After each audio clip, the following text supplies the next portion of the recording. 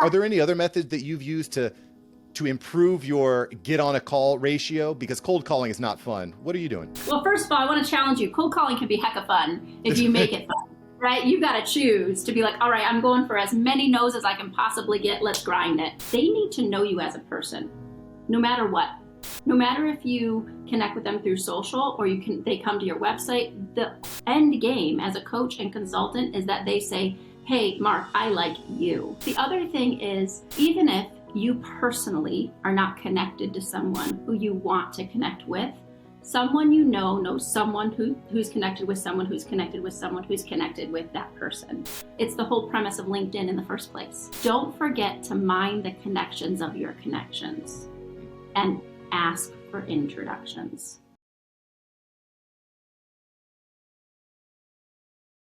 Today, we are joined by coach, consultant, business growth strategist, the genius behind MMMacRae.com, Madeleine MacRae. Welcome to the show. Hey, so thanks so much for having me. Excited to be here.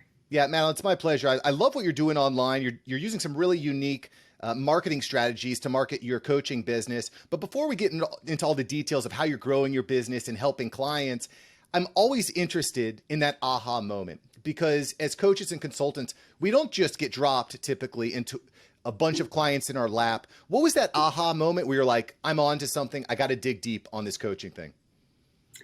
Well, I would say the aha moment came for me even before I started my business. The aha moment came for me when I saw that there was a gap in the market that I knew 100% I could fill. And I was like, yes, that. And then all the hard work to go in and do it. And it was more proof of concept, like validating that I was right, more than discovering that maybe I was right. So, and I think this is really important. I think a lot of times as entrepreneurs, we try to manufacture problems, but really it's about recognizing the problems and the gaps in the market. So explain to me, what was that gap in the market that you saw, and why were you well positioned to target and help that market? Yeah. So I came from a corporate position. I had earned my way up the corporate ladder very, very quickly. 5 years, I went from being a field service rep to being one of the leading members of the executive leadership team. And I had watched, so I'm in the home improvement space. So I had watched big manufacturers and these big corporate executives roll into small business owners who are, not in the stratosphere of earnings in terms of, sales revenue. They're more like in the real world level. Right. And they would start to talk about all these KPIs and milestones and what are the strategic growth plans. And the small business owners would be like, what? Right. We're trying to make payroll. That's what we're all about up in here. And it would make such an awkward interaction where the small business owner was trying to inflate themselves to meet the expectations of these corporate execs. And the corporate people were always like, what's wrong with these business owners? Why don't they know their numbers? Why don't they? And I realized this just a language gap. There's a barrier between what the corporate people are needing and wanting and what the small business owners need and want. And I realized it's just because those the small business owners, they're not bad or wrong. They're just accidental business owners. Like they didn't go into their field intending to have this business. They went into their field because they loved what they do. And they eventually brought on some crew members, brought on some staff members, and now suddenly, they have 5, 7, 12 people in their business. And their business has grown and they've grown themselves, but they didn't go to business school. They didn't rush off and get their MBA in the meantime, right? They're still just the same guy that graduated high school at the bottom of his class, maybe. And he or she doesn't, they just don't tick that way. So I just saw that there was a gap between the desire of that small business owner to do more, be more, and the corporate businesses to elevate that I could come in and fill. And I know the game of the small business owner. I knew the corporate game. So voila, my business was born. And that makes a lot of sense to me because to your point, Madeleine, as business owners, as entrepreneurs, we kind of sometimes almost stumble onto it, right? You help one person, then you help a second person. All of a sudden, you've got a book of clients, but you don't understand the Quicken, you don't understand social media, you don't understand negotiation tactics with big manufacturers. Super important. And I definitely agree with trying to find someone or some platform to help you to bridge that gap, because it's very easy to get caught up working in your business instead of on your business. So Yeah, let's go a little bit deeper here, Madeleine. You've recognized that there's a gap. There's a lack of communication between the manufacturers and the small business owner. How did you land your first client? Was it based on the connections you already had? Did you start getting on the phone? How did you book your first client? Yes to all of that. So I am a tenacious cold caller. If I want to meet someone, I just go meet them, right? I do all the things I like and tag them, and not tag, but I like them and comment on their posts on different social platforms. I connect with them, and then I just old fashioned pick up the phone and dial their number. Sometimes it's actually not as hard as you think to find someone's actual personal cell phone or to find their email address and reach out to them, and just not to never sell on that first. Like, you have to nurture the relationship. You have to be authentic. And just, I always offer a connection call. Hey, I've seen what you're doing. I think you're really cool. I think we would really jive together. Let's hop on the phone and have a quick call. And then it's just tenaciousness with a follow-up. If you only let that first interaction be your only interaction, it fizzles on the vine. So tenacious follow-up is really game-changing. But that's exactly what I did. I had a book of people that I knew from my corporate life, and I just reached out to them and said, hey, I'm doing something new. Let's chat. And that's what I did. And then some people, some of the conversations, there were people that didn't know me yet. And I was like, hey, I used to do this really cool corporate thing. Now I'm doing this really cool thing for myself. Let's chat. So same story, different entry point. Well, and I think that's fantastic. And one of the points you just brought up, Madeleine, which I think is interesting, there are a lot of coaches and consultants out there, and it can sometimes be difficult as a business owner to know, is this the person I want to invest in? So I believe that everyone out there needs to be really focused on building up their online brand, building up your online resume. How important was that for you at first? Because I know you're very active now on LinkedIn. You've got a YouTube channel. So you're really going in on digital media now. How important was it for you on day one to build up your online resume?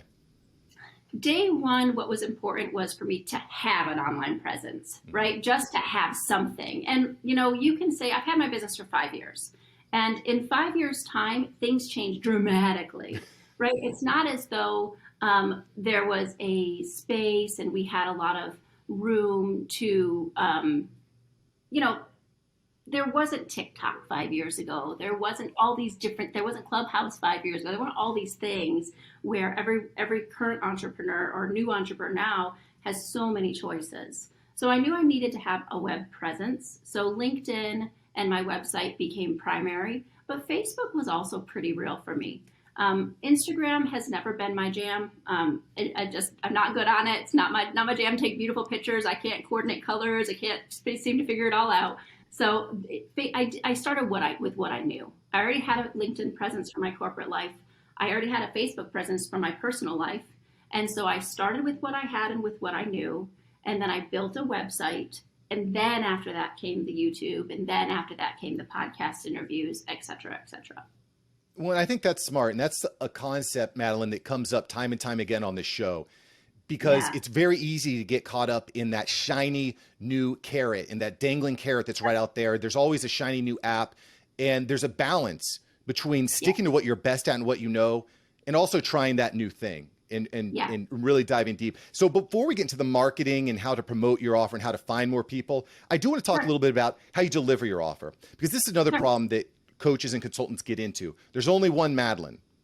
Okay. How do you scale that out? How do you make it so that Madeleine can reach more people and serve more people? Because as that business grows, it's going to be harder and harder for you to be involved. How do you scale that? How do you deliver your offer? So two different things. First thing is I have two different divisions in my company. I have my small business division, which is group programs, private coaching. People actually get to work with me directly to help my eyes on their business. And that's my private coaching for small business owners. Group programs, I'm a little bit more leveraged, right? Some of it might be through recordings where they have access to me, or through group interactions versus one-on-one. So that's my small business side. The other side, which is where my reach is really exponential, is my corporate clients. So I work with big organizations to get the same business education content out to their base. So for me, what that would translate for someone else's business is partnerships.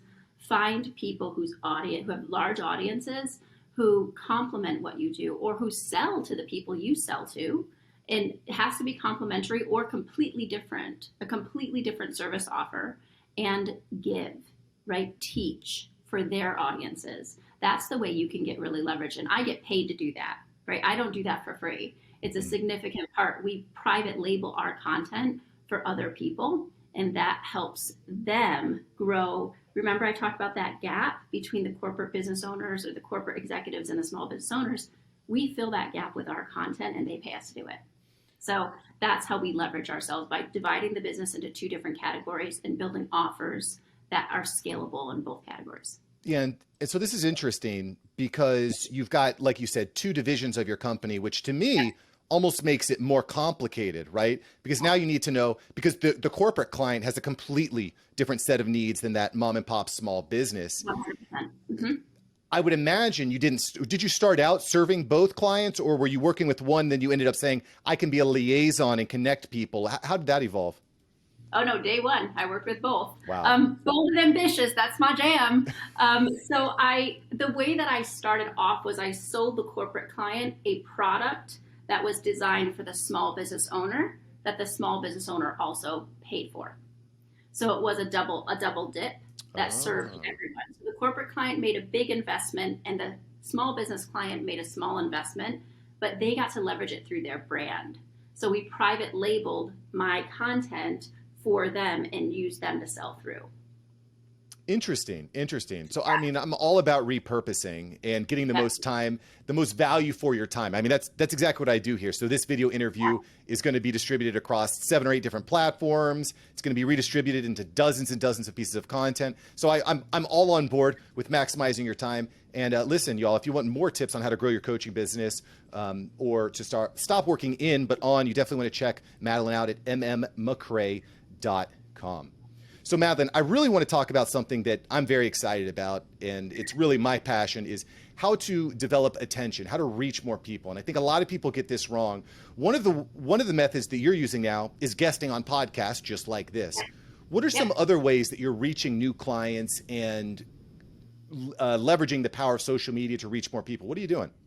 Yeah, so I actually, in 2020, when the pandemic hit, I had a huge moment in my business where I had already had my direction planned. I knew what my year was going to look like. And then, of course, we all got derailed when the pandemic was announced. But for me, that meant that 50% of my business, which is my corporate clients, froze all of their marketing budgets over the course of 4 days. So I lost an entire 50% of my business literally in a 4-day span. From Friday to Monday, every single contract I had, every single thing I had in the pipeline froze. So I was like, okay, well, thankfully I'm fiscally smart with my money. Like, I'm a smart business owner and I don't just spend. I make money and keep it, right? So I was well positioned to weather a stormy or a quiet phase in my fit sales cycle. And I said, okay, what do I have? What can I do? And I decided to be generous. I decided that I am in a beautiful position to give. And people right now need knowledge, they need hope, they need inspiration, they need all these things. So I made a commitment to not be outdone in generosity. And what I did is I leveraged generosity. So I posted up on LinkedIn, I posted on my social pages, and then I started building YouTube content that was just generously giving within a certain parameter, right? So I wouldn't give away everything for free, right? That's not the way it works. But I just thought through what are the topics that people most need. And I designed a few things, a few webinars, a few content pieces to just generously give. And then when I took that generous giving concept and I reached back to every single corporate client who had bought from me in the past, every single corporate client who hadn't bought from me in the past. And I said, hey, look, this is what we do for a living, right? People pay us to do this, but I want to just give this to your audience. And I helped 6,500 people in 45 days. So this is interesting. You created the content that's going to provide value to your target market, to your niche, and then you reached out to clients who had maybe frozen for the meantime because of the pandemic. Yep. And you were able to collaborate with them. I think am I hearing you right? Yeah, they had frozen their spending, right, but they hadn't frozen their activity. And their people, so the small business owners who I know and love, still needed stuff. They needed a lot. They were worried. They didn't know what to do. They're like, oh my gosh, what do I do now? Right? My team, I just got basically laid off, and I'm a small business owner. I got 5 people on my team. I had to furlough everyone. Like, they're panicked. So I knew what to do. I knew how to help them. Disasters have struck before, maybe not in a pandemic way, but I have leveraged people through disaster before. Like, I have helped them. So I just built some content that I knew would help them. And I reached out to manufacturers. I reached out to industry leaders. I reached out to associations. So if you're in an industry where there are strong associations, do not underestimate the fact that association leaders, the boards and the content planners, they're always hungry for good content. Yeah. So leverage those if they're in part of your industry. Yeah. So let's talk about how we're actually connecting with these leaders. Because you, Madeleine, you're already well established. Everyone knows you. You're connected on all these different sides. But for the new coach who's trying to get their business off the ground, they maybe don't know a lot of people in the industry. So one of the things that I've looked at doing is you find a company on LinkedIn and you start reaching out to all the employees, the team members, the officers, the board. That can be a good way to find new people. Are there any other methods that you've used to improve your get on a call ratio? Because cold calling is not fun. What are you doing? Yeah. Well, first of all, I want to challenge you. Cold calling can be heck of fun if you make it fun, right? You got to choose to be like, all right, I'm going for as many no's as I can possibly get. Let's grind it. Like, fair. You can choose to make it fun. So that's my number one, because I cold call. Like, I legit have no call aversion, because when I was in college, I actually did fundraising phone call. There is no more depressing job to have when you're like 18 years old in college than to call random people who don't even know you and ask for money for your school for nothing. Like, just because you're calling them and asking at dinner, right? That gave me a really high, like, okay, it can't be any worse than that. So that definitely is the calling side. So I definitely leverage that, because remember that they need to know you as a person, no matter what. No matter if you connect with them through social or they come to your website, the end game as a coach and consultant is that they say, hey, Mark, I like you, right? I trust you. I'm going to work with you. And the more proximate you get, so the closer you get to that personal interrelationship, then the better. So that's why I don't shy away from calls, because it's direct. They hear your voice and you're talking directly to them. So that's one thing. But the other thing is, have you ever played the game, like, maybe this will date me, but 7 Steps to Kevin Bacon? Have you ever played that game? Like, where you list a movie? Okay, so you list a movie, start with a movie, and then you have 7 chances to find a movie where Kevin Bacon co-starred with one of the other stars of another movie, right? So-and-so was in this movie. They were in this movie with that actor. They were in this movie with that actress. This actress was in that movie. Oh, and then they were in this movie with Kevin Bacon, right? Like, so it's a game that you can play. And I believe that there is more like that in our lives than you might think. So even if you personally are not connected to someone who you want to connect with, someone knows someone who's connected with someone who's connected with someone who's connected with that person. It's the whole premise of LinkedIn in the first place. Right? So don't forget to mind the connections of your connections and ask for introductions. Because if you don't ask, you won't get. Most people, if you say, hey, do you know anyone who could use my services? They're like, no. Meanwhile, you look in their connections and you're like, oh my gosh, you're connected with the guy who does the blah, blah, blah for the blah, blah, blah. I need to know that guy because he knows all the people I need to know. Would you mind introducing me to so-and-so? That's smart. So you're kind of like reverse engineering it. So you're not going in cold, you're going in warm, right? It makes a lot of sense. Yes, because if someone introduces you to someone else, they will respond and be like, hey, Mark, thanks so much for introducing me to Madeleine. She's fantastic. I looked her up. And then privately, they'll say that to you. And then to me, they'll be like, hey, thanks for the introduction, Mark. Madeleine, let's connect. Let's have a coffee. Let's have a call. And that's the one moment that now I'm right next to them, right? So all the cold methods are work, but they're long. So this speeds it up. I'm all about fast. I like things to be happening quickly. I have a sales training that I call Fast Track Sales Systems because I like it to be quick, but it has to be quick and real. Yeah, and that's one of the advantages of hiring an expert like Madeleine at MMMacRae.com. You can skip all the trial and error and just get to what works. So, Madeleine, I feel like we could go on for hours and hours about these topics. And quite frankly, you mentioned Clubhouse earlier. Are you active on Clubhouse? I'm actually not yet. It's one of the things I haven't stepped into yet, but I have so many other irons in the fire. It's on my horizons, but it's not on my right now. Well, I'll tell you what, I'm loving Clubhouse. When you get on there, definitely look me up. I'm hosting some of the most fantastic rooms on these topics, so I'd love to connect with you there also. Because it's you know, to your point about getting the warm introductions and being introduced to other people, Clubhouse is extremely powerful. I'll just give you a quick example. I joined a room the other day. I got called on stage because I knew who the host was. And the host said, hey, everyone, make sure that you follow Mark. Definitely make sure that you hit him up. And I was able to connect with, you know, about a dozen different people because of that quick shout out, that quick introduction. Mm-hmm. Makes and so, such a big difference. And it happens very quickly too. On social media, it's sometimes a little bit more clunky, you know. So anyway, I'm excited about that. Listen, before I let you go, Madeleine, we got to do the world famous After Hours Entrepreneur Rapid Fire. Are you ready? I'm ready. Okay, awesome. Madeleine, what's more important, sales or systems? Sales. If you woke up in the morning, there was only one task you could do for the day, what would you do? Business development. If you could only have one app on your phone, what would you have? Email. What do you use for email? Gmail? No, my Outlook. Okay, I live and die on email, my calendar. Gotta have it. Hey, no arguments there. If you could only have one subscription, what subscription would you have?